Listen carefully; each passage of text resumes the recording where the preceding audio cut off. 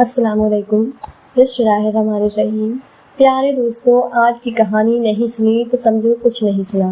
آج کی کہانی بڑی ہی دلچسپ اور بہت ہی انٹرسٹنگ ہونے والی ہے اور امید کرتی ہوں یہ کہانی آپ نے پہلے کبھی نہیں سنی ہوگی، لہٰذا آپ سے گزارش یہی ہے کہ اس کہانی کو آخر تک ضرور سنیے گا۔ کسی گاؤں میں ایک غریب کسان رہتا تھا جو کہ محنت مزدوری کر کے اپنا اور اپنی بیوی کا پیٹ پال رہا تھا۔ ان دونوں میاں بیوی کو صرف ایک ہی غم تھا کہ ان کے یہاں کوئی اولاد نہ تھی۔ کسان اور اس کی بیوی ہمیشہ اداس رہتے اور اللہ سے دعا کرتے رہتے کہ اللہ پاک ہمیں بھی اولاد جیسی نعمت عطا فرما دے۔ ایک دن صبح سویرے کسان کو جلدی کھیتوں میں جانا تھا۔ وہ کسان اپنی بیوی سے کہنے لگا، آج میں جلدی کھیتوں میں جانا چاہتا ہوں، تم میرے پیچھے میرے لیے کھانا لے کر آنا۔ لیکن کسان کی بیوی اپنے گھر کے کاموں میں اتنی زیادہ مصروف ہو گئی کہ وہ بات بھول گئی کہ اس نے کسان کے لیے کھانا لے کر جانا ہے۔ کسان نے اپنی بیوی کا بہت انتظار کیا، لیکن جب اس کی بیوی اس کے لیے کھانا لے کر نہ آئی تو وہ بھوک سے تھک ہار کر گھر واپس لوٹ رہا تھا کہ راستے میں اسے انار کا ایک درخت نظر آیا۔ اس نے سوچا کہ کیوں نہ آج میں انار سے ہی اپنی بھوک کو مٹا دوں۔ اس نے جیسے ہی انار کو ہاتھ لگایا تو انار میں سے آواز آئی، مجھے باہر نکالو، مجھے باہر نکالو۔ کسان یہ آواز سن کر بہت ڈر گیا، انار کیسے بول سکتا ہے؟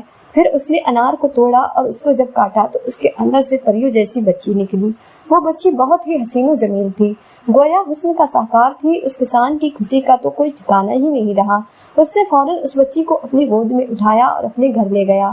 جب وہ گھر گیا تو اس کی بیوی نے اس سے پوچھا کہ اتنی خوبصورت بچی تمہارے پاس کہاں سے آئی؟ یہ کس کی بچی ہے؟ پھر کسان نے اپنی بیوی کو تمام تر واقعہ سنایا۔ بیوی سن کر بہت خوش ہوئی اور اس نے اللہ کا شکر ادا کیا اور کہنے لگی، آج سے میں ہی اس بچی کی ماں ہوں، میں ہی اس کو پالوں گی۔ اس کسان اور اس کی بیوی نے غربت کے باوجود اس بچی کی بہت ہی اچھی پرورش کی اور اس کا خیال رکھا۔ جیسے جیسے وہ بچی بڑھتی گئی اس کے حسن میں اور بھی اضافہ ہوتا گیا۔ جو بھی اس کو دیکھتا ہی رہ جاتا، گویا کہ یہ قدرت کا ساکار تھی۔ کسان کی بیوی ہمیشہ اس بچی سے کہتی، تمہیں بیاہنے کوئی شہزادہ ہی آئے گا۔ وہ بچی آگے سے ہنس دیتی۔ اسی ملک میں ایک بادشاہ رہتا تھا۔ وہ بادشاہ بڑا ہی نیک دل اور انصاف پسند تھا۔ اس کی رعایت بھی اس بادشاہ سے بہت زیادہ خوش تھی۔ اس بادشاہ کی کوئی اولاد نہیں تھی۔ بڑی منتوں مرادوں کے بعد اللہ پاک نے اسے چاند جیسا خوبصورت بیٹا عطا کیا۔ وہ بادشاہ اپنے بیٹے سے اتنا پیار کرتا تھا کہ ہر وقت اپنے بیٹے کو ساتھ سلاتا اور ایسا کرتے کرتے اس کا بیٹا اب جوان ہو چکا تھا۔ بادشاہ اپنے بیٹے کی بہت ہی اچھی تربیت کر رہا تھا اور اسے اچھی تعلیم بھی دلوائی۔ بادشاہ اپنے بیٹے کی ہر ضد کو پورا کیا کرتا تھا۔ بادشاہ کو شکار کرنے کا شوق تھا اور بالکل ویسے ہی بادشاہ کے بیٹے کو بھی شکار کرنے کا بہت ہی شوق تھا۔ وہ شہزادہ بالکل اپنے باپ کی پرچھائی تھا۔ وہ روز جنگل میں جایا کرتا اور شکار کیا کرتا تھا۔ ایک دن بادشاہ کا بیٹا جنگل میں شکار کرنے گیا۔ ادھر کسان کی بیٹی اپنے باپ کسان کو کھیتوں میں کھانا دے کر واپس آ رہی تھی تو اچانک اس کی نظر ایک لڑکے پر پڑی جو ہرن کا شکار کرنے والا تھا۔ وہاں پر اسے ایک لڑکی کی گرجدار آواز سنی تو اس نے ادھر ادھر گھوم کر دیکھا، یہ آواز کہاں سے آ رہی ہے؟ اچانک اس کی نظر ایک خوبصورت لڑکی پر پڑ گئی جو اسے کہہ رہی تھی، شکار کرنا غلط بات ہے، تم معصوم جانوروں کی جان کیوں لیتے ہو؟ کیا تمہیں جانوروں پر ترس نہیں آتا؟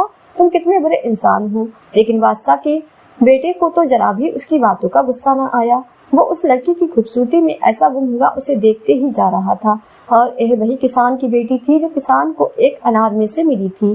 جب وہ بادشاہ کا بیٹا اپنے محل واپس لوٹا تو اٹھتے بیٹھتے کھاتے پیتے سوتے جاگتے اسے اسی لڑکی کے خیال آنے لگے اور وہ سوچنے لگا، کاش وہ لڑکی میرے سامنے ہو اور میں اسے دیکھتا ہی رہوں۔ دوسرے دن بادشاہ کا بیٹا پھر شکار کے لیے گیا تو اس کی ملاقات اسی لڑکی سے ہو گئی اور وہ لڑکی سے کہنے لگا، تم کہتی تھی نا کہ شکار کرنا غلط بات ہے، لو اب میں شکار کرنا چھوڑ رہا ہوں اور میری ایک شرط پر کہ تم مجھ سے دوستی کرو گی۔ لڑکی شہزادے کی باتیں سن کر بڑی خوش ہوئی کہ اس نے میرے کہنے پر شکار چھوڑ دیا۔ پھر ان دونوں کی دوستی آپس میں بہت گہری ہو جاتی ہے۔ اب تو شہزادہ اسی لڑکی کے خیالوں میں ہر وقت گمسم رہتا تھا۔ اسے کھانے کا ہوش نہ رہتا، نہ کچھ پینے کی ہوش رہتا۔ پھر شہزادے کی یہ دوستی پیار میں بدل گئی۔ وہ شہزادہ اس لڑکی سے شادی کرنے پر مجبور ہو گیا اور وہ لڑکی بھی شہزادے کو بہت زیادہ چاہتی تھی۔ شہزادے نے سوچا کہ آج میں اس لڑکی سے اپنی محبت اور شادی کا اظہار ضرور کر دوں گا۔ اس لیے شہزادے نے لڑکی کو وزیر کے ہاتھوں پیغام بھجوایا کہ فلاں جگہ پر لازمی آ جانا۔ मैं वहाँ पर तुम्हारा इंतजार कर रहा हूँ। लड़की यह बात सुनकर घबरा गई कि खैर तो है, शहजादे ने आज मुझे फला जगह क्यों बुलाया और वो मुझको क्या कहना चाहता है।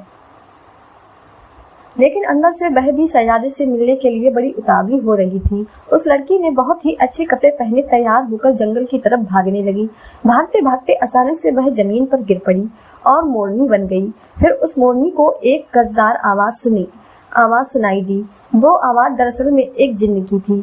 वो जिन्न उस मोरनी से कहने लगा, ऐ अंधी लड़की, क्या तुझे नजर नहीं आया? तूने भागते भागते मेरे बच्चों को अपने पाँव के नीचे देकर मसल दिया। तुम इंसान कितने खुदगर्ज होते हो कि तुम लोगों को यह नहीं पता चलता कि जमीन पर इंसानों के अलावा अल्लाह पाक की और भी काफी सारी मखलूक मौजूद है। और मैंने तुझे मोरनी इसलिए बनाया ताकि तुझे यह सजा हमेशा याद रहे। वो मोरनी की आंखों में आंसू आ गए और जिन को कहने लगी, अल्लाह के वास्ते मुझे माफ कर दो। मुझे आपके बच्चे जमीन पर सच में नजर नहीं आए। क्या मुझे मोरनी बना देने से आपके बच्चे आपको वापस मिल जाएंगे? मैं तो जानवरों पर रहम करने वाली हूँ, इंसानों से प्यार करने वाली हूँ, और वो मखलूक अगर मुझे नजर आती तो मैं ऐसा कभी न करती। उसकी दर्द भरी आवाज सुनकर जिन को थोड़ा सा रहम तो आ गया, लेकिन जिन्न ने उस मोरनी से कहा, तुम्हारी यही सजा है। तुम तब तक मोरनी बनी रहोगी जब तक तुमसे एक शहजादा शादी न कर ले। जब वो शहजादा तुमसे शादी कर लेगा तो तुम औरत के रूप में आ जाओगी, और शहजादा तुमसे शादी तभी करेगा जब वो तुम्हें पहचान लेगा। ना वो तुम्हें पहचान सकेगा और ना तुम उससे शादी करोगी। यही सजा तुम्हारे लिए काफी होगी। इधर शहजादा उसी जगह पर उस लड़की का इंतजार कर रहा था। जब वो लड़की उसके पास ना गई तो वो सोचने लगा कि वो लड़की कितनी धोखेबाज थी और मैं इससे दिल लगा कर बैठा। शहजादे को उस लड़की के गम में इतना रोना आया कि वह रो रो कर निढाल हो गया। और उसी हालत में जब घर वापस पहुंचा तो बादशाह ने पूछा कि बेटा, तुम्हें क्या हुआ है? तुम क्यों परेशान हो? शहजादा किसी को भी कोई बात नहीं बताता था और अपने बिस्तर पर जाकर लेट जाता और उसी लड़की के गम में उस शहजादे को खाया जा रहा था। वो शहजादा न चाहते हुए भी बीमारी की हालत में गिरता पड़ता, जंगलों की तरफ जाता और उस लड़की को हर जगह दीवानों की तरह ढूंढता रहता, लेकिन उसे वह लड़की कहीं नजर न आती। तो फिर वह रो पीट कर घर वापस आ जाता। बेटे की हालत देखकर बादशाह बहुत ही परेशान था। वह अपने बेटे को इस हालत में नहीं देख सकता था। बादशाह ने वजीर से बोलकर एक दिन नजूमी को अपने घर पर बुलाया और बादशाह उस नजूमी से कहने लगा, मेरे बेटे का थोड़ा हिसाब लगाकर यह तो बताओ कि आखिर मेरे बेटे के साथ वजह क्या बनी? मेरा खूबसूरत बेटा अचानक से बीमार कैसे हो गया? उसे कौन सा ऐसा रोग लग गया? जब उस नजूमी ने सारा हिसाब लगाया तो बादशाह को बताने लगा कि आपके बेटे को एक खूबसूरत लड़की से प्यार हो गया था। जब शहजादे ने उसे शादी का इजहार करने के लिए पहाड़ी के ऊपर बुलाया तो शहजादा इंतजार ही करता रह गया, लेकिन वह लड़की उसके पास न आई। इसी रोग में बादशाह सलामत शहजादा बहुत बीमार हो गया है और वह इस लड़की को भूल नहीं पा रहा था। बादशाह सलामत ने अपने वजीर से कहा, आज हम जंगल की तरफ जाएंगे और उस लड़की को जरूर ढूंढेंगे जिसने मेरे बेटे की ऐसी हालत की है, और इस लड़की से यह पूछेंगे कि आखिर वह चाहती क्या है। लेकिन किसी को यह मालूम नहीं था कि उस बेचारी लड़की पर क्या बीत रही थी।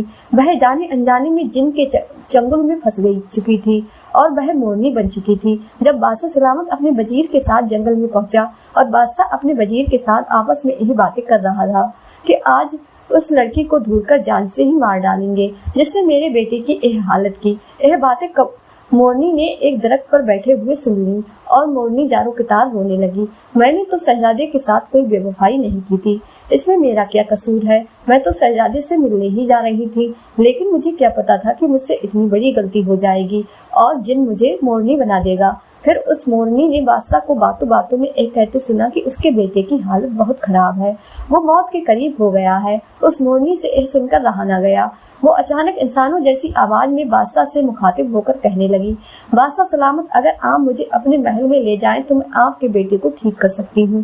बादशाह यह बात सुनकर बड़ा हैरान हुआ कि यह मोरनी बोल कैसे रही है, और इतने हकीम तबीब से मैंने अपने बेटे का इलाज करवा लिया लेकिन वह ठीक नहीं हो सका, और यह मामूली सी मोरनी पूरे दावे के साथ कह रही है कि मैं आपके बेटे को ठीक कर दूंगी। बादशाह सलामत ने उस मोरनी से कहा, तुम नहीं जानती कि शहजादे को मसला क्या है। वो एक लड़की के इश्क में पागल हो गया है और वो बेवफा लड़की न जाने कहाँ चली गई और मेरे बेटे को जिंदगी और मौत से लड़ते हुए छोड़ गई। इतनी बात सुनकर वो मोरनी जारो कितार रो रही थी और कह रही थी, बादशाह सलामत एक बार मुझे महल में ले जाएं। मैं आपसे वादा करती हूँ आपका बेटा बिल्कुल ठीक ठाक हो जाएगा।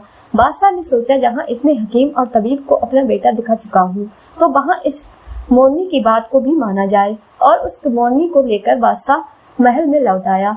मोरनी ने बादशाह सलामत से पूछा, शहजादा कौन से कमरे में है, मुझे शहजादे के पास अकेला छोड़ दो। जब वो मोरनी शहजादे के कमरे में पहुंची तो उसकी हालत देखकर मोरनी की आंखों में आंसू आ गए और वह इंसानों की तरह बोलने लगी और कहने लगी, ऐ शहजादे, जिस लड़की की वजह से तू परेशान है वह बेवफा नहीं थी। शहजादा हड़बड़ी में अचानक से उठकर बैठ गया और मोरनी को बातें करते देखकर हैरान रह गया और पूछने लगा, तुम्हें कैसे पता कि वह लड़की बेवफा नहीं थी, और तुम्हें कैसे पता कि मैं उस लड़की से प्यार करता था।